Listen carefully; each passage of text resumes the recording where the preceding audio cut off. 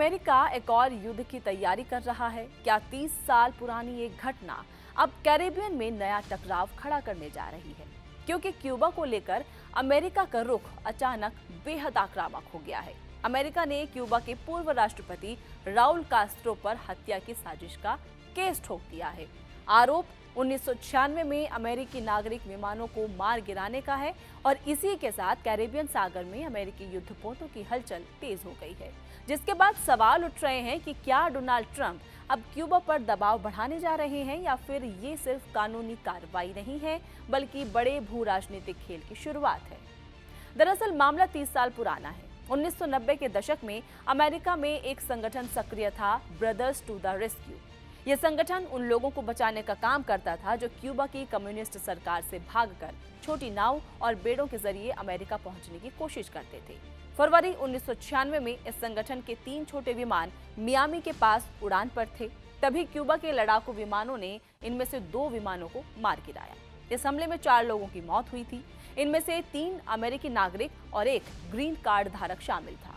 Cuba ने उस वक्त दावा किया था कि ये विमान उसकी हवाई सीमा में घुस आए थे, लेकिन बाद में अमेरिकी देशों के संगठन OAS की जांच में ये कहा गया कि हमला अंतर्राष्ट्रीय क्षेत्र में हुआ था और बिना चेतावनी के किया गया था। अब करीब 30 साल बाद अमेरिका ने इस मामले को फिर से खोल दिया है। आरोपी 1996 विमान हमले का मामला फिर खुला। 94 साल के राउल कास्ट्रो पर हत्या और अमेरिकी नागरिकों को मारने की साजिश का आरोप लगाया गया है। सिर्फ इतना ही नहीं, 5 क्यूबाई फाइटर पायलटों को भी आरोपी बनाया गया है। यानी अमेरिका अब इस पूरे मामले को सिर्फ पुरानी घटना नहीं बल्कि अंतर्राष्ट्रीय अपराध के तौर पर पेश कर रहा है और यही वजह है कि क्यूबा में बेचैनी बढ़ी हुई है। क्यूबा के राष्ट्रपति मिगुएल डियाज कानेल ने अमेरिकी कार्रवाई को राजनीतिक बताया है। उन्होंने कहा है कि उस समय क्यूबा में आत्मरक्षा में कार्रवाई की गई थी। क्यूबा का आरोप है कि अमेरिका इस पुराने केस को बहाना बनाकर दबाव बनाना चाहता है, लेकिन इसी बीच ट्रंप ने ऐसा बयान दिया है कि पूरे मामले को और गर्मा दिया है। ट्रंप ने कहा कि अमेरिका क्यूबा को आजाद करा रहा है। उन्होंने ये भी कहा कि अमेरिका को क्यूबा का बहुत अनुभव है और वहां CIA मौजूद है।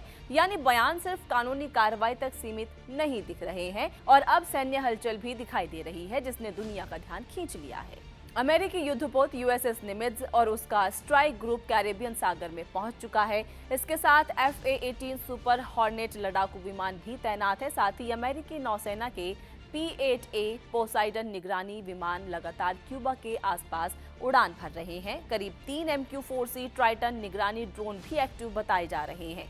यानी अमेरिका सिर्फ बयानबाजी नहीं कर रहा बल्कि निगरानी और सैन्य मौजूदगी भी बढ़ा रहा है। अब क्या अमेरिका सच में सैन्य कार्रवाई की तैयारी कर रहा है? फिलहाल इसकी कोई आधिकारिक पुष्टि तो नहीं की गई है, लेकिन ट्रंप प्रशासन जिस तरह पुराने मामलों को फिर उठा रहा है और साथ ही कैरेबियन में सैन्य दबाव बढ़ा रहा है, उससे अटकलें तेज हो गई हैं। ये कदम क्यूबा पर रणनीतिक दबाव बनाने की कोशिश भी हो सकता है, क्योंकि क्यूबा लंबे समय से अमेरिका की नजर में एक संवेदनशील देश रहा है। शीत युद्ध के दौर से लेकर आज तक वॉशिंगटन और हवाना के रिश्ते कभी पूरी तरह सामान्य नहीं हो पाए, लेकिन इस बार मामला अलग इसलिए भी है क्योंकि दुनिया पहले से कई मोर्चों पर तनाव झेल रही है। यूक्रेन युद्ध हो, मिडिल ईस्ट का संकट हो या फिर चीन ताइवान तनाव हो, और अब अगर कैरेबियन क्षेत्र में भी टकराव बढ़ता है तो वैश्विक राजनीतिक तनाव और गहरा हो सकता है। इसलिए फिलहाल दुनिया की नजर इस बात पर टिकी हुई है कि क्या ये सिर्फ कानूनी और राजनीतिक दबाव है या फिर अमेरिका सच में क्यूबा के खिलाफ बड़ा कदम उठाने की तैयारी कर रहा है।